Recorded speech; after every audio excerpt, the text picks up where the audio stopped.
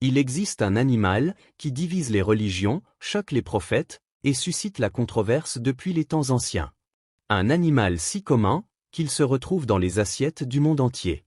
Et pourtant, dans les textes les plus sacrés de l'humanité, son nom évoque le rejet, l'impureté, et parfois même la colère de Dieu. Ce n'est ni le serpent, ni le lion, ni le scorpion. C'est le porc. Le cochon. Le sanglier. Le trésor des cuisines modernes, et l'abomination silencieuse des Écritures. Pourquoi ce simple animal est-il considéré comme impur dans la Torah? Pourquoi Allah dans le Coran le désigne-t-il comme interdit, haram? Et pourquoi, malgré tout cela, des milliards de chrétiens en consomment, sans aucune gêne? Derrière le porc se cache un mystère point. Une guerre de culture point. Mais aussi, un test spirituel. Un test que Dieu a placé dans la bouche des hommes, pour éprouver leur soumission, leur foi, ou leur rébellion. Dans le tumulte des marchés, entre les cris des vendeurs et l'odeur des épices, un étal attire l'attention, de la viande, bien rouge, bien grasse, bien assaisonnée. Du porc point. Pour certains, un plaisir culinaire. Pour d'autres, une abomination silencieuse. Mais pourquoi tant de tension autour d'un simple animal? Pourquoi ce morceau de chair rose, inoffensif en apparence, provoque-t-il depuis des millénaires une séparation aussi nette entre peuples, religions, traditions? Pourquoi, jusqu'à ce jour, le mot porc déclenche des frissons dans les synagogues, des interdictions dans les mosquées, et des débats sans fin dans les églises? L'histoire commence bien avant nos assiettes point. Bien avant l'industrie, bien avant la religion moderne point. Elle commence dans les sables du désert, sous la plume d'un homme choisi par Dieu. Moïse. Dans les pages de la Torah, au cœur du Lévitique et du Deutéronome, Dieu parle à son peuple point. Il ne donne pas seulement des lois sociales. Il donne un mode de vie. Une identité point. Et parmi les commandements de pureté, Dieu dit, « Vous ne mangerez point du porc, car il est impur pour vous. » Lévitique 11h7, Deutéronome 14h8. Ce n'est pas un conseil hygiénique. Ce n'est pas une interdiction nutritionnelle point. C'est une loi spirituelle. Une séparation divine. Dieu établit une frontière entre le pur et l'impur point. Entre ce qui peut entrer dans le corps, et ce qui peut contaminer l'âme point. Et au centre de cette séparation, le porc. Pourquoi? Pourquoi cet animal-là? Pourquoi pas le chameau? Le cheval? Le pigeon? Pourquoi lui? Le porc est un être étrange point. Il vit dans la boue. Il mange tout ce qu'il trouve. Même les excréments, même les cadavres point. Il incarne la confusion, le désordre, l'impureté extérieure et intérieure. Contrairement aux autres animaux interdits, le porc possède une double ambiguïté. Il a le sabot fendu, comme les animaux purs. Mais il ne rumine pas. Il est à moitié conforme, mais désobéissant dans les sens. Il est un faux pur. Une illusion de sainteté point. Et Dieu, qui voit le cœur, rejette l'apparence trompeuse. Dans les temps anciens, chaque loi donnée par Dieu n'était pas simplement un ordre. C'était un miroir spirituel. Une image terrestre d'une réalité céleste. Dieu ne choisit pas au hasard ce qui est pur ou impur point. Il dévoile des vérités invisibles à travers des réalités tangibles. Livre ouvert, le porc est impur, parce qu'il reflète une nature spirituelle incompatible avec la sainteté de Dieu. Il est le symbole vivant de ce qui paraît juste, mais ne l'est pas. Il représente l'homme religieux sans transformation intérieure, celui qui obéit extérieurement, mais dont le cœur reste rebelle. Le porc, c'est la chair point. La chair non sanctifiée point. Ce qui flatte les sens mais tue l'esprit. Voilà pourquoi, dans la loi de Moïse, Dieu dit à son peuple, « Ne mange pas ce qui est impur. Car tu es un peuple mis à part. » Lévitique 20, 25-26. L'interdiction du porc n'est pas juste alimentaire point. C'est un marqueur d'identité spirituelle point. Refuser le porc, pour les Hébreux, c'était accepter l'alliance point. C'était dire, je n'appartiens pas au monde. Je vis selon une autre loi. Une autre sagesse. Et c'est précisément là que tout commence à changer point. Car ce que Dieu a sanctifié, le monde l'a profané point. Et ce que Dieu a déclaré impur, les hommes l'ont requalifié selon leur goût, leur logique, leur culture. Livre ouvert et si le porc n'était pas qu'un aliment, mais un message? Livre ouvert et si ceux qui mangent ce que Dieu a rejeté, rejettent eux-mêmes une partie de sa volonté? L'histoire du porc n'est pas une histoire de viande point. C'est une histoire de séparation, de loyauté, d'identité spirituelle.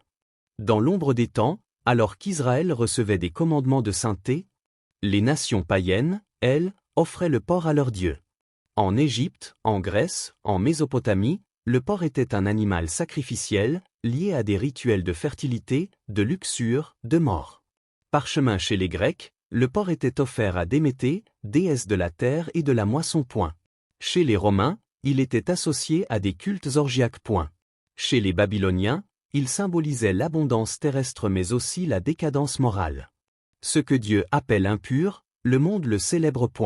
Ce que Dieu rejette, les hommes en font un symbole de fête. Voilà pourquoi le rejet du porc n'est pas un caprice religieux, mais un acte de rupture spirituelle. Lorsque les Juifs disent non au porc, ils disent non au système du monde. Ils rejettent non seulement la viande, mais la mentalité qui l'entoure, la sensualité, la corruption, l'idolâtrie. Livre ouvert Ésaïe 65, 4. Ils habitent dans les sépulcres, ils mangent la chair de porc, et le jus de choses impures est dans leur vase. L'acte de manger devient alors un acte d'alliance. Manger le pur, c'est communier avec la sainteté.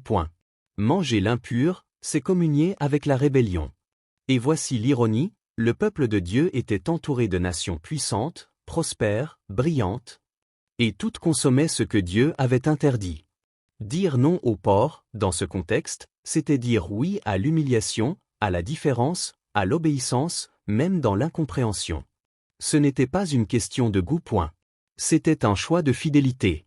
Livre ouvert car dans chaque bouchée, il y avait un message spirituel. À accent grave, qui appartiens-tu? À qui obéis-tu? Avec l'arrivée de Jésus-Christ, un vent nouveau souffle sur la loi ancienne. Les interdits rituels, les codes alimentaires, les distinctions strictes sont remis en question. Mais comment comprendre cette transformation? Jésus est-il venu pour abolir la loi, ou pour l'accomplir? Livre ouvert, Matthieu 5h17. Ne croyez pas que je sois venu pour abolir la loi ou les prophètes, je ne suis pas venu pour abolir, mais pour accomplir. Une scène clé se déroule dans le livre des Actes, chapitre 10. L'apôtre Pierre, homme de tradition juive, reçoit une vision troublante. Un grand drap descend du ciel, rempli d'animaux, purs et impurs. Dieu lui ordonne de les manger. Mais Pierre proteste, « Jamais je n'ai mangé de ce qui est impur. » Et Dieu lui répond, « Ce que Dieu a déclaré pur, ne le regarde pas comme impur. » Cette vision ne parlait pas uniquement de nourriture. C'était une métaphore puissante, l'évangile devait être ouvert aux païens, ce que les Juifs considéraient comme impur. Le porc, symbole d'impureté, devient ainsi un signe de l'abolition des barrières entre peuples. Pourtant, ce passage ne signifie pas que Jésus ou les apôtres ont aboli tous les commandements alimentaires. Le message est plus subtil. Il s'agit de comprendre que la pureté extérieure ne suffit pas. C'est le cœur qui doit être pur. Livre ouvert, Romains 14h20. Ne détruis pas l'œuvre de Dieu à cause d'un aliment. C'est ainsi que, progressivement, dans l'Église naissante, la liberté de manger certains aliments, comme le porc, s'est imposée. Pour certains, ce fut une victoire de la grâce. Pour d'autres, un éloignement de la sanctification. Mais cette liberté, est-elle sans limite? Ou cache-t-elle un oubli profond des vérités spirituelles que Dieu a révélées depuis l'origine? Après la Pentecôte, alors que l'Église grandissait dans un monde dominé par l'Empire romain, des questions cruciales se sont posées. Quelle loi garder? Quelle tradition abandonner? Comment vivre la foi au milieu des païens? Le porc, interdit chez les Juifs et les musulmans, est devenu peu à peu accepté par les chrétiens. Cette évolution a plusieurs raisons historiques et sociales. Premièrement, l'expansion de l'Église dans des régions où le porc était nourriture de base a poussé à une certaine accommodation. Il fallait ouvrir la porte au salut sans imposer un carcan alimentaire. Deuxièmement, la destruction du temple de Jérusalem en 70 AP. Jésus-Christ a marqué un tournant. Le culte lévitique et ses règles rituelles perdaient de leur centralité. Troisièmement, certains pères de l'Église ont théorisé que les lois alimentaires étaient des ombres, des symboles, et que la venue du Christ abolissait les règles anciennes. Livre ouvert, Colossiens 2, 16-17. Que personne donc ne vous juge au sujet du manger ou du boire, ou en ce qui concerne une fête, une nouvelle lune ou des sabbats, choses qui sont l'ombre des choses à venir, mais la réalité est en Christ. Mais ce rejet des lois alimentaires ne fut pas unanime ni sans controverse. Beaucoup d'apôtres et de premiers chrétiens continuaient à observer la loi dans sa globalité. Par ailleurs, l'abandon de ces commandements a conduit à une perte progressive du sens spirituel profond des interdits, dont celui du porc. Aujourd'hui, la majorité des chrétiens ignorent cette histoire. Ils consomment du porc sans se poser de questions, sans comprendre que, derrière cette viande, se joue un combat spirituel millénaire. Mais le message de la Bible est clair, la sanctification ne passe pas uniquement par la grâce, mais aussi par l'obéissance. Depuis des millénaires, la question du porc divise les hommes. Mais ce n'est pas seulement une affaire de viande. C'est une affaire de cœur. Dieu, dans sa sagesse infinie, utilise ce symbole pour nous appeler à une vie distincte, consacrée, fidèle. Le porc représente tout ce qui contamine, corrompt, dénature la pureté que Dieu désire pour son peuple. Choisir de rejeter le porc, c'est choisir de rejeter la facilité, l'imitation du monde, l'apparence trompeuse. Cette vidéo ne cherche pas à condamner, mais à réveiller. À inviter chacun à réfléchir sur ce que Dieu demande réellement.